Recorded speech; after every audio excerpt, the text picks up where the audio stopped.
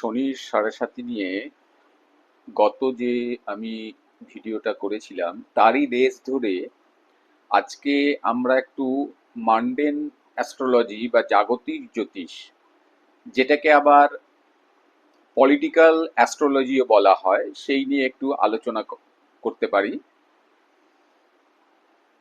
যেটা দেখা যাচ্ছে যে কালপুরুষের বর্তমান লগ্ন এখন মিথুন এবং রাশি হচ্ছে মেষ। আর আমরা জেনেছি যে 29শে মার্চ 2025 শনিদেব রাশি পরিবর্তন করে তিনি কুম্ভ থেকে মীনে এসেছেন গোচরে, এবং সেখানে একাধিক প্ল্যানেটের একটা কনজাংশন আমরা লক্ষ্য করেছি বা করছি। কি কি? শনি দেবের সঙ্গে রয়েছেন সূর্য, রবি, বুধ, শুক্র, রাহু। তা এই যে কনজাংশনটা অনেক অ্যাস্ট্রোলজারের কপালে হয়তো চিন্তার ভাঁজ ফেলে দিয়েছে, বা আমরা কিছু ঘটনাও আমরা লক্ষ্য করেছি সূর্যগ্রহণকে কেন্দ্র করে, এবং এই অনেকগুলো গ্রহের সন্নিবেশ। এতে আমরা কিছু প্রাকৃতিক দুর্যোগ এবং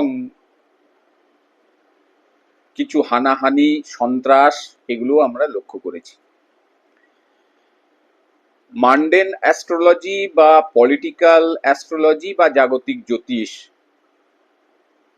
যে বিষয়টা নিয়ে আলোচনা করে বা যে বিষয়টাকে দর্শায়, সেটা কিন্তু শুধু ভারত নয়, এটা গোটা বিশ্ব, গোটা পৃথিবীকে নিয়ে।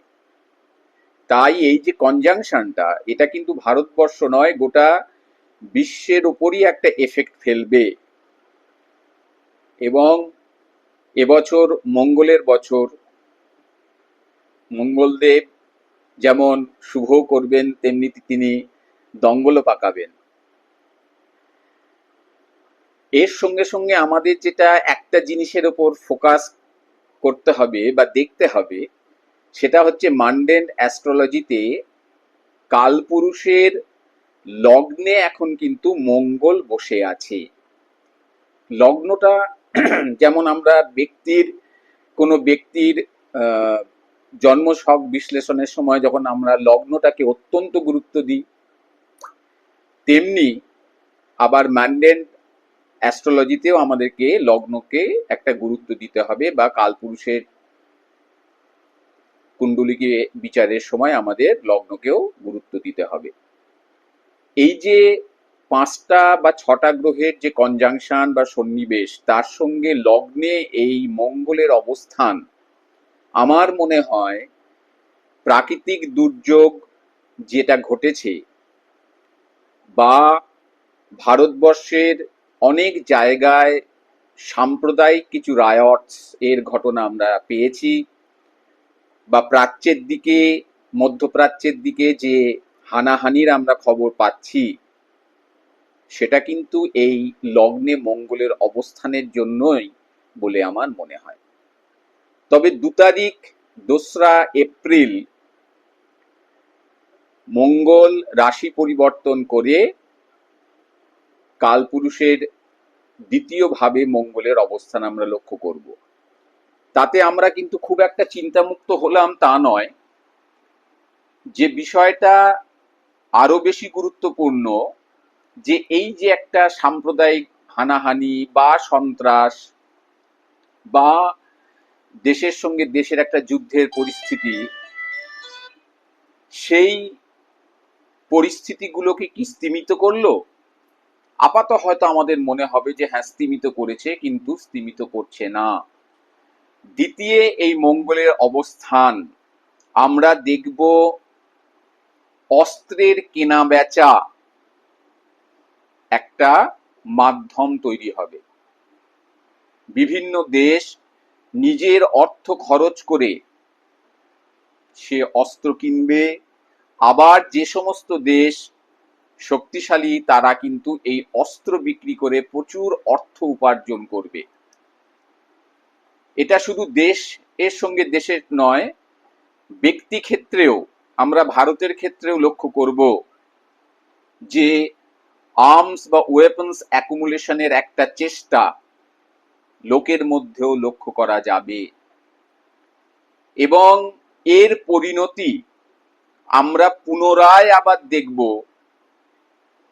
দিনটা, তারিখটা খুব স্মরণে রাখতে হবে, সেটা হচ্ছে 12ই মে।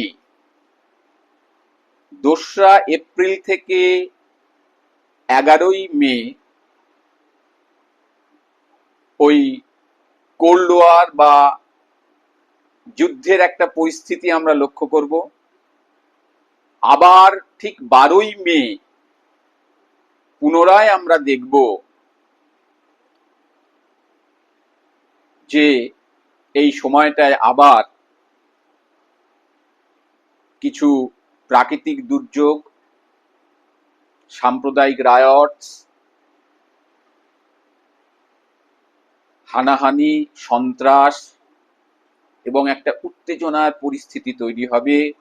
রাষ্ট্রনেতাদের মধ্যে অসংলগ্ন আচরণ, কথাবার্তা এই সমস্ত আমরা লক্ষ্য করব, যার দরুন রাজনৈতিক, ভারত শুধু নয় গোটা বিশ্বেই একটা রাজনৈতিক উত্তাপ সৃষ্টি হবে।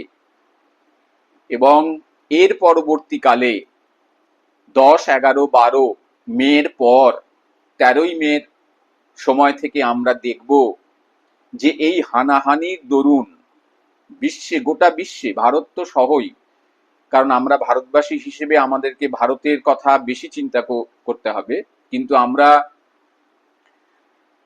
আন্তর্জাতিক রাজনীতির বাইরে নই। তার তার প্রভাব আমাদের দেশেও যে পড়বে। কিন্তু আমি আমার ভারতবর্ষকে নিয়ে চিন্তিত এই জন্যই যে ভারতের বিভিন্ন রাজ্যে সাম্প্রদায়িক দাঙ্গার কিন্তু খবর আমরা পাচ্ছি, এবং তজ্জনিত আমরা দেখব 13ই মের পর থেকে এই কারণে আমাদের পৃথিবী খুব অসুস্থ হবে।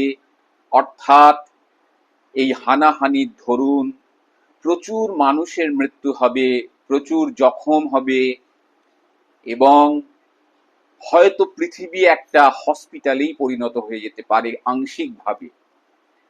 সুতরাং আমি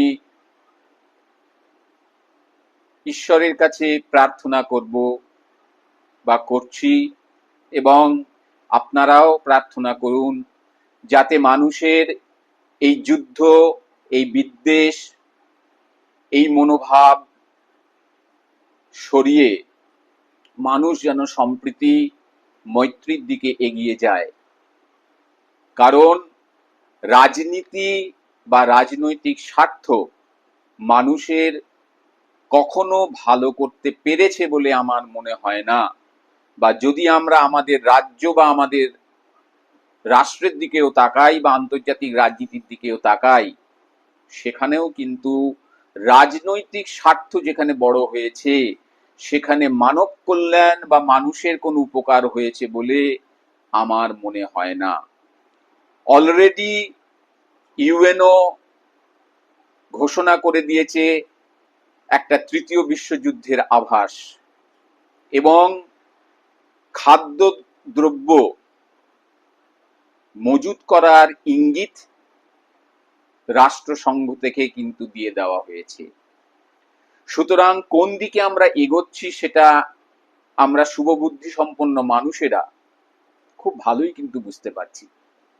সুতরাং আমি আমার ভিডিওতে বারবার বলেছি যে মন এবং মুখের যদি মিল না হয়, আমরা যদি খুব প্রতিকারের দিকে মনোনিবেশ করি, মন দিই, কিন্তু অন্তরটাকে যদি পরিষ্কার ভালো না করি,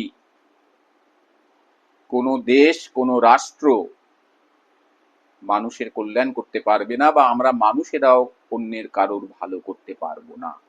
তখন ঈশ্বরকে দোষ দিয়ে কোনো লাভ নেই, কারণ আমরাই আমাদের কবর খুঁড়ছি।